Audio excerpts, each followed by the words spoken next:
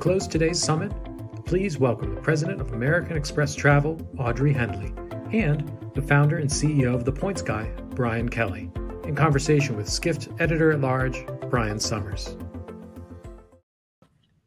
Hello, everyone. It's good to be back. I want to apologize. My ring light just failed, so if I don't look as bright as I did earlier in the morning, it's because I lost the thing. Got to invest in a new one. So happy to be joined here by Audrey Hendley and Brian Kelly. Audrey, I'm going to start with you because you run what I understand to be one of the largest multi-channel consumer travel agencies in the world. When I think about Amex, I often think about the credit card business and the loyalty business. But you have a pretty good eye for what's going on in the paid travel world, right? So what trends are you seeing right now? We've heard a lot of anecdotes about travel coming back, but tell me the data. Is it actually coming back, or are we just saying this to make ourselves feel better? Oh, it's coming back. And hi, Brian, and thank you for having American Express Travel here today. So we do a lot of paid travel, obviously, with the American Express card and travel with your membership rewards points. And we are very busy. We're seeing customers are missing travel a lot. And they're starting to travel now, and they're starting to plan out some travel for the future. And we recently just finished up a very large travel survey. And customers are telling us that they miss travel so much that they're willing to give up social media for a month, something they use pretty much every day, in order to be able to get back out on the road. But they're ready to book, even if they know they're going to have to cancel it. Customers realize it's a very volatile environment, and I'm calling it the book now, travel about, kind of figure it out later. Customers have a plan A, they have a plan B, they have a plan C, and they know that anything could happen, so they kind of want to plan it out and think about what all the alternatives are for them to take a trip. And Audrey, where do they want to go? What's plan A? Are they really want to go to Europe this summer? They're hoping it's going to open, or is it more the American Mountain West and Florida and the stuff that's been open for a while? Plan A generally is the trip that they canceled last year. And they're thinking, can I just get that back on the books? Because I really wanted to do that. Beyond that, the pent-up demand is a lot about open air spaces, places where I can have what we're calling the new luxury is privacy, where I can kind of, if you will, like have better domain for myself, have more space, have more autonomy in taking my trips so that I can keep safe and keep on the road. So a lot of outdoor parks, a lot of exploring, self-exploring mountains, and of course, rebooking the trip from last time. And just before we went on, Audrey, Rick from American Airlines said anytime a destination opens up or is going to open up, they see the bookings right away. Do you see that as well? Is Greece hot right now? Greece is not hot right now for us. It's a lot of US travel. We see a lot of inquiries, though, and a lot of demand for Europe. But customers want to see a little bit more certainty. What we see it connected to mostly is when people get vaccines. Once they get the vaccine, they have the sense of, I want to get out and travel. Where can I go? So it's not necessarily saying I want to go to Greece. I have a vaccine. What's open for me? And then they'll kind of take it from that kind of a perspective. Thank you. Brian, does this match what you're seeing? Are we in a travel boom right now? Absolutely. Without a doubt. And every day, think about it, millions more people are being fully inoculated, and we're seeing huge demand in Hawaii. One of my writers is there, or was there last week. He had to take 5 COVID tests to get there, and he had to wake up every day at 6 a.m. on the dot to get pool chairs because there was an hour-long line at that time of the day, and if you didn't go then, you couldn't get chairs. So there is a huge boom happening. I was in Miami at the end of March, and room rates were about $2,500 a night. I've never seen the rates, in Orlando. So yeah, I do think people want to go back to Europe, but people are so sick of their trips being canceled that they're saying, let me just take a beach trip that I know is going to happen, and then we'll see about Europe this summer.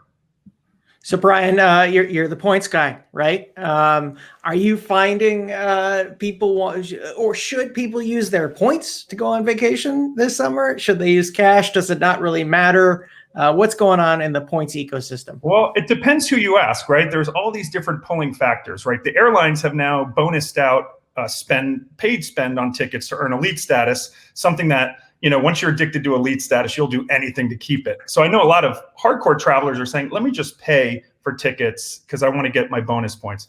On the other side, I do think people should use points because most loyalty programs have waived the redeposit fees. So unlike the free change fees that most airlines are now giving on domestic and Caribbean tickets, you'll get your points and money back. So it's like buying a refundable ticket. Plus, as Rick alluded to, all the major airlines have essentially sold or collateralized their billions of dollars worth of new points. Hotel chains, Hilton sold a bunch to Amex throughout the pandemic. And what that means is there's more points out there. And there's just not that, in terms of places to go, hotels to stay in, there's not that rising inventory. What does that mean? Simple supply and demand will tell you that a lot more people soon are going to be trying to use their points, and these programs eventually will devalue. We just saw Southwest did a 6% devaluation the other day. So I do think points consumers are concerned more than ever about the long-term value of their points, to which I say, use them now, don't look back. It's a good thing I just locked in that trip to French Polynesia during my break between my first segment and this one here. Audrey, people, they can book via cash and American Express Travel, but they can also use membership rewards points. Are you seeing more people use the rewards points, or is it still mostly a cash ecosystem for you? Well, it's a little bit of both. Customers are saving up their points for future travel. And in our survey, they said that 63% say that they're saving their credit card points so they can go on vacation once they feel comfortable doing it. And 1 in 3 say they're likely to use their travel credits, which are all these credits that they accrued over the last year, or their points to pay for all or part of their trip this year. So points are very much on their mind. Their travel credits are on their mind. So they're trying to maximize the value for their vacation. And then, of course, you can translate, in the case of American Express Travel, you can translate those points into really great vacations and experiences, such as, staying at a fine hotels and resorts property, getting your room upgrade, your 4 p.m. checkout, and all the other benefits that come with it. We recently launched, and it was really good timing for the environment, we really recently launched the ability to use your points to have a prepaid car rental. And the rise in car rental over the last year. And so this has been obviously a great interest and strong demand from our customers, because people are getting into their car and driving to local hotels, and the ability to pay for points made that possible. People got bigger cars and they went for longer times because they were able to offset the cost of that. Generally speaking, Audrey, we know that Americans have saved quite a bit of money on paper. If you listen to The Economist over the last 14 months or so, is this translating into people spending more money on vacation? Are they just spending a lot more than they would have spent on a trip 2 years ago? People are willing to spend more to go on vacation because they have missed it so much. And we're hearing people saying, I want to spend a little longer. I might bring more people with me on the trip because I want to reunite with my family. And I kind of want to make up a little bit for the lost ground that I've had in the last 12 to 18 months. And the points are helping to offset that as well. So people will use some cash and some points to kind of get to the vacation experience that they want to get. Brian, that's what we're calling revenge travel. I love that. People are saying, let's go all out. And I recommend to people, use your points, save money on your flight or hotel, and then go to that restaurant or go do the VIP tour of the museum you want to go to. So I do see that as a trend as well. Yeah. Thank you, Brian. I believe we have some poll results. We've asked the audience a question. Let's see what we've got here. Will travelers be more likely to pay or use points for travel this summer? C, travelers will most likely use points to book travel before they are devalued. I tend to agree with C. Brian Kelly, it has to happen, right? You talked about before the devaluation. We've minted so many miles, they have to be worth less in the future. Yeah, I talked to Ed Bastian yesterday of Delta, and he mentioned that their co-brand portfolio, the spend on those cards is already up from pre-pandemic. So just think about all those billions, trillions of sky miles in the ether. So it's just, and I'm pushing last summer we talked about this, pushing loyalty programs to find more ways to use points. Delta has been pretty agnostic now whether you use points or cash. They've made it very dynamic. That is a trend we've seen in a lot of these programs. So yeah, use your points now. And also, I always tell people, it's like the stock market. Think 2 steps ahead, and that's where you're going to get the best bang for your buck. Book Greece today.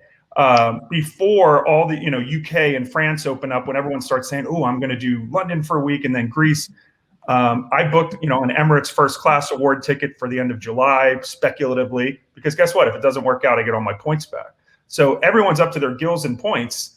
Make speculative bookings, and if at a minimum, it helps your mental health just to book a flight and see it there in your account. So that's my advice. Brian, we have a lot of loyalty executives who are watching today. We understand these programs will have to devalue in some way, but do you have any warning for some of those people? Is there a chance that they could go too far and really irritate the customer? I think consumers just want to be treated fairly. Stealth devaluations, as we call them, or taking away of a perk overnight that someone has been dreaming to use. So I do believe you can cause quite a bit of disloyalty with these inevitable changes.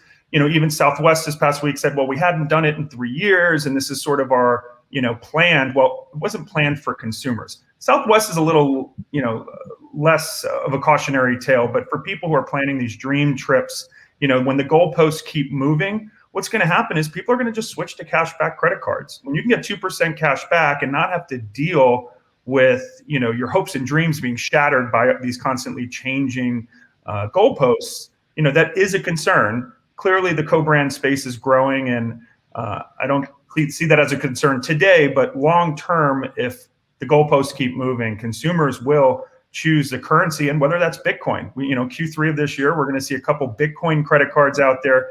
And think of that to the consumer. Airline miles will devalue, but you're, earning crypto automatically put away could be a currency that increases 1,000% in 2 years. Yeah, but I think customers really love their points, Brian. Like, you often write about this, that people are just points junkies. They do crazy things to get points.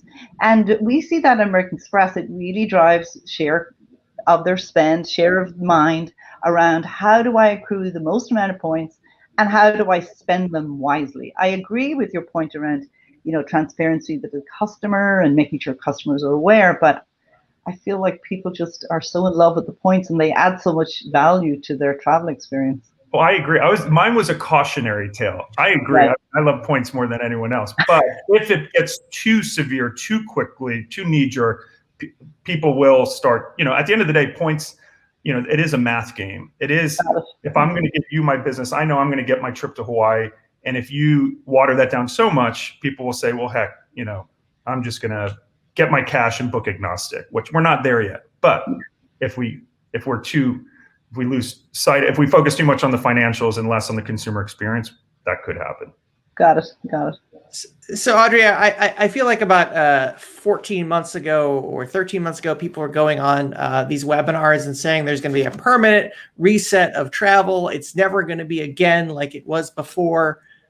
I feel like it's all kind of bounced back. We are obsessed with our points again. We want to travel on vacation all the time. Are you surprised at how resilient this all has been, or did you see this coming all along? You know what, Brian, if I take a step back, the world is a beautiful place. And there is so much to explore. And travel is just part of our card members' lifestyle and remains part of who they are.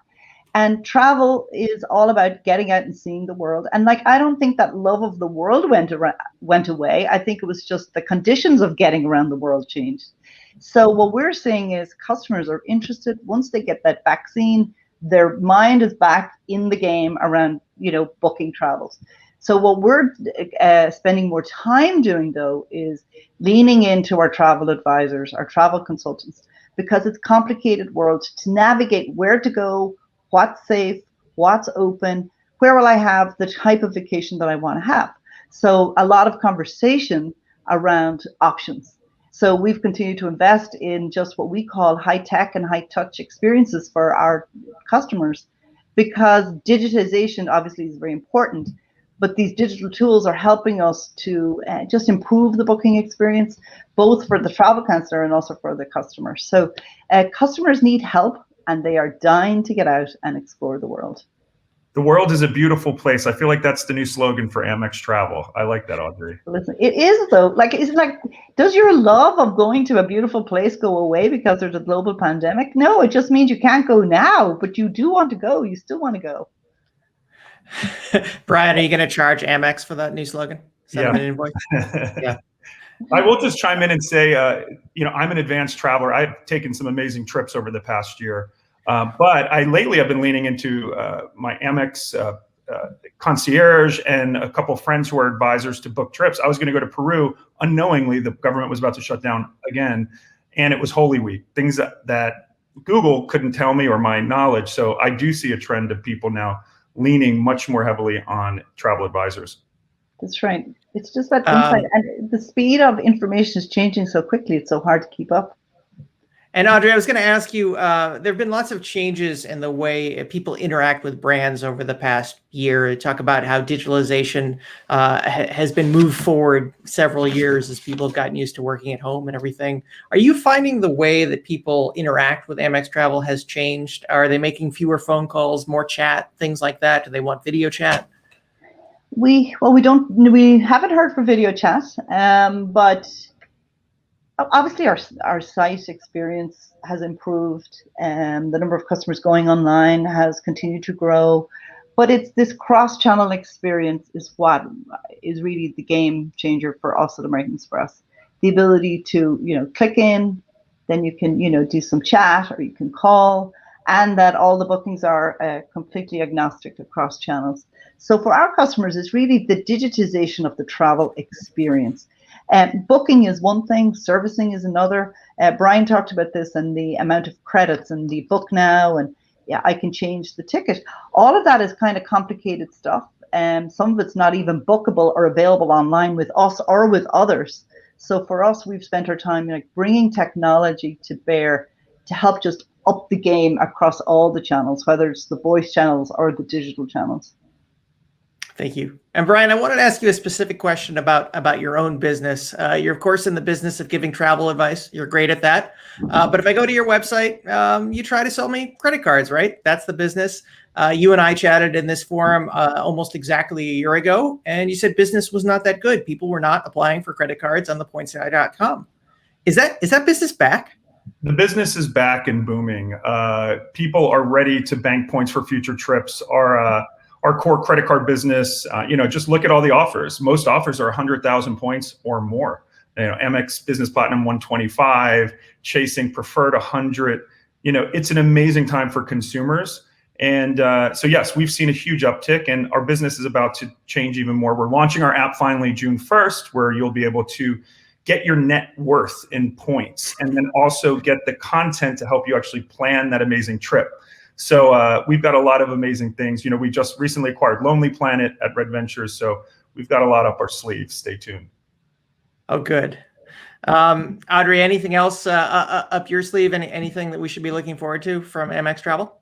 Yeah, I think as we look out, we've had a lot of customers sitting home for quite some time, and they have had time to think about the purpose behind travel. They've had time to think about, am I booking sustainable travel? The importance of inclusion and diversity in how I make my travel choices. And for us, that's very important to our customers, because we want to make sure that when our customers are out there having a travel experience, that they feel like they belong and that their custom is valued wherever they go. And so we're working hard to make sure that as we bring back up this business, that we're really bringing it back in a different way. Sustainability, inclusion, diversity, shop local, making sure all the local merchants are in good stead. And we've made a lot of investments in shop local, because when you're going to a dive shop, that's a local small business.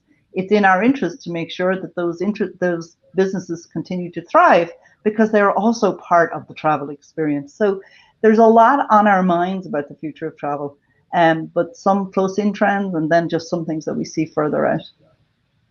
Brian, do you see any permanent changes that are going to come out of this pandemic in terms of the way people travel? Is it going to be more about local and things like that? Do you see other things coming up? Absolutely. I think the way people travel, I know so many friends who don't have homes right now that are living in Puerto Rico, exploring out west. And, some companies are going back in office, but most, are going to be hybrid. So I think the way business travel may change in terms of, you're not going to be traveling back and forth to the corporate office every week for a meeting that everyone knows can be on Zoom, but you may meet up with colleagues or your team to go to an amazing resort in the mountains and actually get to know your employees.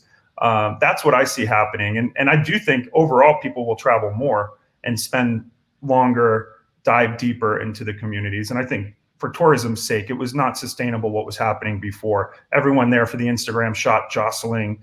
I hope that travel does not go back to normal if it's like that. So here's a statistic that came from our survey that kind of goes to Brian's point.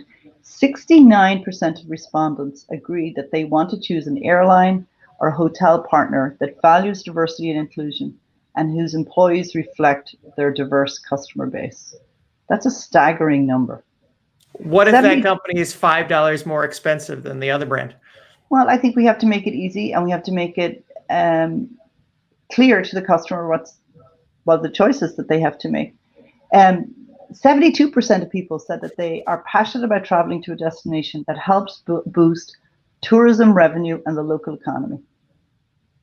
Customers have had the chance to connect the dots between their footprint and their dollar and the impact of the travel environment. Not just because of their personal travel, but it's just everywhere in the media, and this is coming together. And I really look forward to the day where customers are really, checking out the sustainable travel options, that it's easier to make those kind of choices when we're making booking decisions. Brian, I wanted to ask you about this domestic travel boom that we're having right now. I follow many of your reporters on Instagram, and it looks like two of them, both named Zach, have been having a great time in Montana for God knows how long. They've been there a while. I don't remember any content in the past, or very little from Montana, certainly not weeks worth.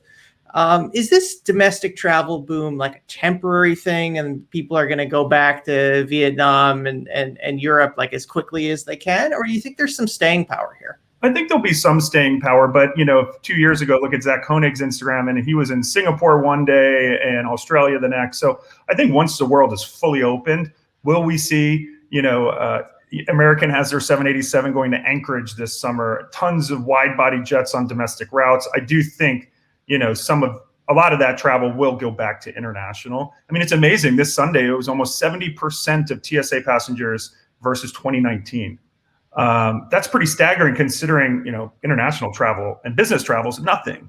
So yes, I do think we're overblown today and probably over touristed in some of these domestic destinations, and people will start getting back out in the world once they know it's safe to do so, and they're not going to get stranded. And I just will end with, I really do think the travel industry, we need to help our customers understand what the heck's going on. Earlier this month, the CDC says, great, you're safe to travel if you're vaccinated. Oh, just kidding. Yesterday, the State Department says, do not travel to 100 countries in the world. Horrible countries like Turks and Caicos, where if you're fully vaccinated, there is literally no risk if you go to the Turks and Caicos. So I love our government, and I'm proud of where we are with vaccines, but our customers are confused. And I do believe as an industry, we need to step up and be clear with them on what is okay. And clearly there's safety risks to doing everything. Getting out and getting in an Uber, you might get hit by a car, right? So everyone understands the risks of certain factors. We're never going to live in a zero risk world. But I do believe our government has bungled that messaging on a lot of fronts, and hopefully it changes soon. Thank you. And Audrey, we'll let you have the last word here just about this domestic travel boom in the United States. We have people watching from all over the world, but here in the US, is this a temporary thing? Will people go back to traveling the world when this is over? Or do you think people are going to realize Montana, Utah, Florida, these are all great places. Maybe I should stay domestic more often. I think our customers kind of did both. There was always a good, healthy combination of Las Vegas, Miami, San Francisco, LA, New York, mixed in with a lot of European destinations and further afield. So for our customer base, I think they're very anxious to get back to international travel, but at the meanwhile, they're having a good time at the home fires across the US. Great. Thank you both very much for the time. I've enjoyed it greatly. Thank you. Thank you.